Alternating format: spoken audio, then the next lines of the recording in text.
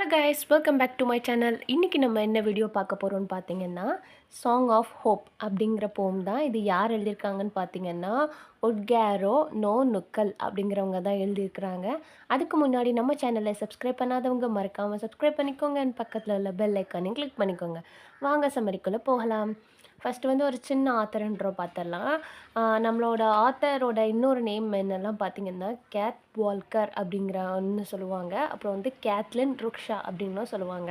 இவங்க வந்து எப்போ பிறந்திருக்கிறாங்கன்னு பார்த்தீங்கன்னா, 3 நவம்பர் 1920s வந்து பிறந்திருக்கிறாங்க. இவங்க வந்து ஒரு ஆஸ்திரேலியன் போயட், ரைட்டர், அதுவும் இல்லாமல் அபாரிஜினல் ரைட்ஸ் ஆக்டிவிஸ்ட்டாகவும் இருந்திருக்காங்க. இவங்க என்னென்ன ஒர்க் பண்ணியிருக்காங்க அப்படின்னா, ஒரு ஆர்மி ஆஃபீஸராக இருந்திருக்காங்க, ரைட்டர், அப்புறம் டீச்சராகவும் இருந்திருக்கிறாங்க. 16th செப்டம்பர் 1993 வந்து இவங்க இறந்துருக்குறாங்க. போமை பற்றி ஒரு சின்ன இன்ட்ரோ பார்த்துடலாம். இந்த போம் வந்து எப்போ பப்ளிஷ் பண்ணியிருக்காங்க அப்படின்னு பார்த்தீங்கன்னா, 1960s வந்து பப்ளிஷ் பண்ணியிருக்காங்க. இதில் வந்து மொத்தமாக 5 ஸ்டான்ஸாஸ் இருக்குது. இந்த போம் வந்து எதை பற்றின ஒரு போம் அப்படின்னு பார்த்தீங்கன்னா, racism by English settler in Australia. அதாவது ஆஸ்திரேலியாவில் வந்து இங்கிலீஷ் செட்டிலர்ஸ் வந்து போய் செட்டில்ட் ஆகிறாங்க. அதாவது இங்கிலீஷ்காரங்க வந்து பிரிட்டிஷ் வந்து ஆஸ்திரேலியாவில் போய் செட்டில் ஆகிறாங்க. அவங்க வந்து ஆஸ்திரேலியாவில் செட்டில்டு ஆகிட்டு ஆஸ்திரேலியன் பீப்புள்ஸை வந்து எப்படிலாம் சஃபர் பண்ண வைக்கிறாங்க அப்படின்னு சொல்கிறாங்க. அப்புறம் அந்த பீப்புள் வந்து எப்படி அஃபெக்ட் ஆனாங்க, அவங்க அஃபெக்ட் ஆகும்போது அவங்களோட ஃப்யூச்சர் பற்றின ஹோப், அதாவது ஹோப்புன்னா நம்பிக்கை அப்படின்னு அர்த்தம். அந்த நம்பிக்கை வந்து எப்படி இருந்தது அப்படின்னு சொல்லிட்டு இந்த போமில் வந்து நம்ம பார்க்குற மாதிரி இருக்கும். எக்ஸாம்பிளுக்கு நீங்கள் எடுத்துக்கணும் அப்படின்னா, நம்ம இந்தியாவை வந்து பிரிட்டிஷ் வந்து ரூல் பண்ணாங்க இல்லையா, அதே மாதிரி தான் நம்ம வந்து அப்போது ஃப்ரீடம்காக எப்படி ஃபைட் பண்ணோம், நம்மளோட ஃப்யூச்சருக்காக நம்மளுக்குள்ளே வந்து ஒரு எந்த அளவுக்கு ஒரு நம்பிக்கை இருக்கும், ஒரு ஹோப் இருக்கும், நம்ம ஃப்யூச்சர் வந்து இப்படி மாறணும் அப்படின்னு சொல்லிட்டு ஒரு ஹோப் இருக்குமோ, அதே மாதிரி தான் ஆஸ்திரேலியன் பீப்புள்ஸ் வந்து மனசில் வந்து ஒரு ஹோப் இருக்கிற மாதிரி இந்த போம் வந்து இருக்கும். நம்ம வந்து போமோட டைட்டில் பார்த்தீங்கன்னாவே தெரியும், சாங் ஆஃப் ஹோப். அதாவது ஒரு நம்பிக்கையின் பாடல் அப்படின்னு சொல்லிட்டு நம்ம தமிழ் எடுத்துக்கலாம். இந்தந்த மாதிரி நம்பிக்கையோடு இருக்காங்க அப்படிங்கிறது தான் போம். வாங்க போகும்போது சம்மரிக்குள்ளே போகலாம். மொத்தம் 5 ஸ்டான்ஸாக இருக்குதுன்னு சொன்னேன் இல்லையா. ஃபஸ்ட்டு ஸ்டான்ஸால் பார்த்தீங்க அப்படின்னா, ஃபஸ்ட்டு ஸ்டான்ஸால் அவங்க என்ன சொல்கிறாங்கன்னா, நம்பிக்கை கொடுக்குறாங்க, மக்களுக்கு வந்து நம்பிக்கை கொடுக்குறாங்க. எதுக்கெல்லாம் பார்த்தீங்கன்னா, அவங்களோட ரைட்ஸ் எல்லாமே டிஸ்கிரைப் பண்ணுறாங்க. அவங்களுக்கு வந்து இந்தந்த ரைட்ஸ் இருக்குது, நம்ம ஃப்யூச்சரில் வந்து இந்தந்த ரைட்ஸ்லாம் இருக்கும் அப்படிங்கிற மாதிரி சொல்கிறாங்க. எப்படி ஸ்டார்ட் பண்ணுறாங்கன்னா, ஒரு புத்தம் புது காலையில் வந்து விடியும் இல்லையா, விடியல் வந்து வர்ற மாதிரி, நைட் ஆனால் கண்டிப்பாக வந்து விடியும். அந்த விடியல் வந்து வர்ற மாதிரி அவங்க லைஃப்லேயுமே வந்து ஒரு விடியல் வரும் அப்படின்னு சொல்லிட்டு மக்களை வந்து ஊக்கப்படுத்துகிறாங்க. ஒரு பிரைட் ஃப்யூச்சருக்கான அவேர்னஸை வந்து கொடுக்குறாங்க. அவங்கள வந்து யாருமே இழிவுபடுத்தாமல் கட்டுப்படுத்தவும் முடியாது. அவங்கள யாரும் இழிவுபடுத்தவோ கட்டுப்படுத்தவோ முடியாது. எப்போ அப்படின்னு பார்த்தீங்கன்னா, அவங்களுக்கான ரைட் டைம் வந்தது, அந்த நியூ டே வந்தது அப்படின்னா, அவங்கள வந்து யாருமே கட்டுப்படுத்த முடியாது. இப்போது அவங்க வந்து அண்டர் ரூலில் இருப்பாங்க இல்லையா, இங்கிலீஷ் பீப்புள்ஸால் வந்து ரொம்பவே டாமினேட் பண்ணப்பட்டிருப்பாங்கல்ல, அவங்கள வந்து கட்டுப்படுத்தவும் முடியாதுன்னு சொல்கிறாங்க. இனம், நிறம் மாதிரி இந்த சொசைட்டியில் வந்து எந்த ஒரு வரம்புகளுமே வந்து அவங்களுக்கு வந்து தடையாக இருக்காது. அவங்கள வந்து இவங்க வேறு இனம், இவங்க வந்து பிளாக்காக இருக்காங்க அப்படின்னு சொல்லிட்டு யாருமே கட்டுப்படுத்த முடியாதுன்னு சொல்கிறாங்க. ஏளனம், மறுப்பு வந்து நம்மளை ஏளனம் ஒரு மாதிரி ஏளனப்படுத்துகிறாங்க அப்படின்னு சொல்லுவாங்க இல்லையா. ஏளனம் அப்படின்னா கேலி, கிண்டல், அதே மாதிரி உள்ளதை நம்ம மைண்டில் ஏற்றிக்கிட்டோம் அப்படின்னா, அந்த மாதிரி தாட்ஸ் வந்து நம்மளை ஊக்கப்படுத்த விடாது, நம்மளை வந்து நெக்ஸ்ட் ஸ்டெப்புக்கு வந்து மூவ் பண்ண விடாது அப்படின்னு சொல்கிறாங்க. மொத்தத்தில் இந்த ஸ்டான்ஸால் என்ன சொல்கிறாங்க அப்படின்னா, ஒற்றுமை, நெகிழ்ச்சி, பாரபட்சம், அவமானம் இல்லாத ஒரு சிறந்த உலகம் வந்து சாத்தியமாகும் அப்படிங்கிற நம்பிக்கை கொடுக்குறாங்க. அதாவது இவங்க கிட்ட இருந்து நம்ம எப்படியாவது ஃப்ரீ ஆகலாம் அப்படிங்கிற மாதிரி சொல்கிறாங்க.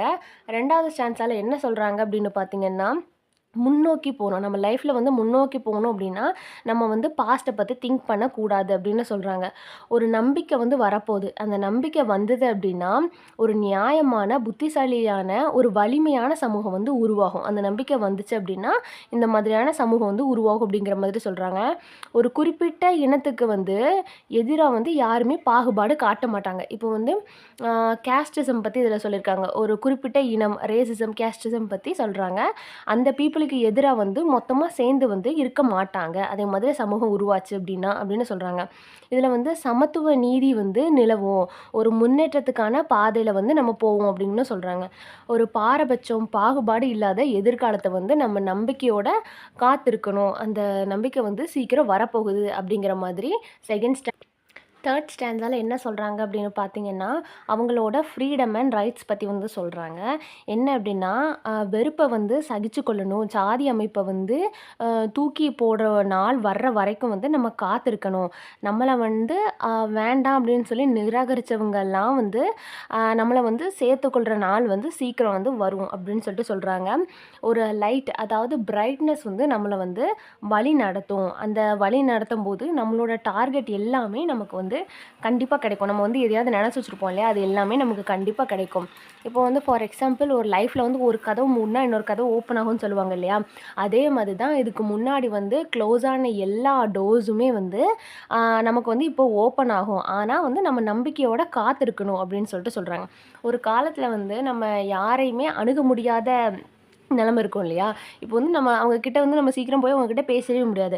அப்படிப்பட்ட ஆட்களோடலாம் வந்து நம்ம வந்து பேசுவோம். நம்ம வந்து அவங்கள ஈஸியா அணுகலாம் அப்படின்னு சொல்லிட்டு சொல்றாங்க. அப்புறம் வந்து தடைகள் உடைக்கப்படும். ஏதாவது வந்து தடைலாம் வச்சிருப்பாங்க. இவங்க இதெல்லாம் செய்யக்கூடாது அப்படின்னு தடை விதிச்சிருந்தாங்கன்னா, அதெல்லாமே உடைக்கப்படும்.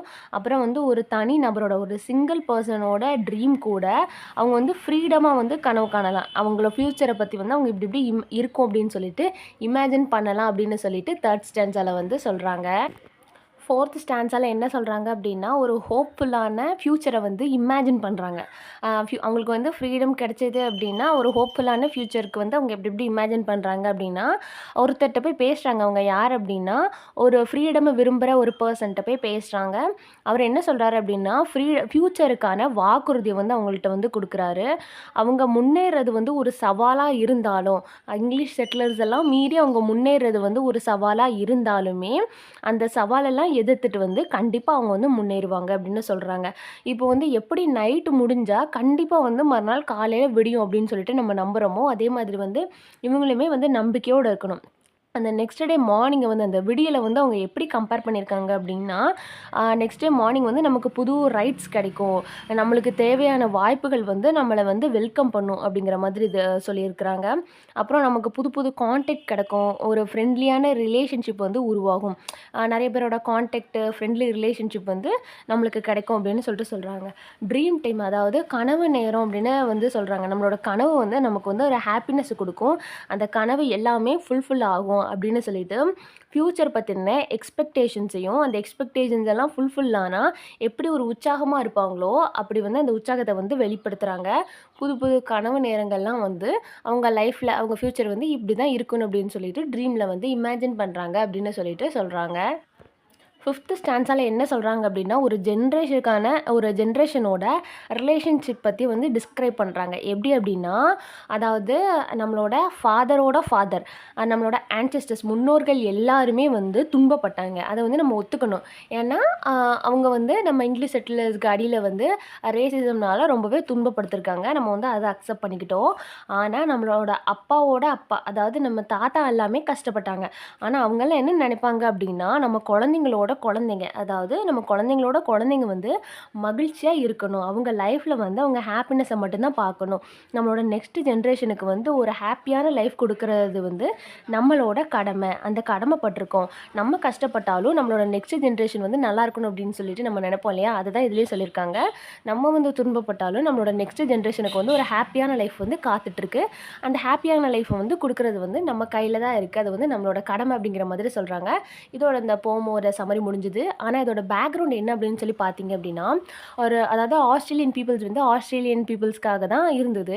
அப்புறம் வந்து இங்கிலீஷ் செட்டிலர்ஸ் வந்து கொஞ்சம் கொஞ்சமா வந்து ஆஸ்திரேலியா வந்து ஆக்குபை பண்ணிட்டாங்க. ஆக்குபை பண்ணிட்டு அவங்கள வந்து ரேசிசம் மூலியமா வந்து அவங்கள டாமினேட் பண்ணி அவங்க கொஞ்சம் கொஞ்சமா ஆக்குபை பண்ணதுனால, அவங்க வந்து ஃப்ரீடம்க்காக வந்து ரொம்பவே ஸ்ட்ரகிள் பண்ணும்போது பீப்பிள் வந்து எப்படிலாம் அவங்க ஃப்யூச்சரை வந்து திங்க் பண்ணாங்க. அவங்களோட ஃப்யூச்சர் வந்து இப்படி தான் இருக்கணும்னு இமேஜின் பண்ணாங்க. ஃப்ரீடம்க்காக எப்படி வந்து அவங்க ஸ்ட்ரகிள் பண்ணாங்க அப்படிங்கிறத தான் இந்த போமில் சொல்லியிருக்காங்க. இதெல்லாம் வச்சு நீங்கள் வந்து எஸ்ஸே எழுதலாம். அப்புறம் பார்த்தீங்கன்னா தீம்ஸ் வந்து பாசிட்டிவ் சேஞ்ச், அப்புறம் either individual or societal change can or will occur அப்படிங்கிறது தான் இம்பார்ட்டன்ட் தீம்ஸ். சம்மரி உங்களுக்கு புரிஞ்சிருக்கணும்னு நினைக்கிறேன். வேறு ஏதாவது போம், நாவலுக்கு வந்து சம்மரி வேணும் அப்படின்னா மறக்காமல் கீழே கமெண்ட் பண்ணுங்கள். அண்ட் தேங்க்ஸ் ஃபார் வாட்சிங். Subscribe for more videos.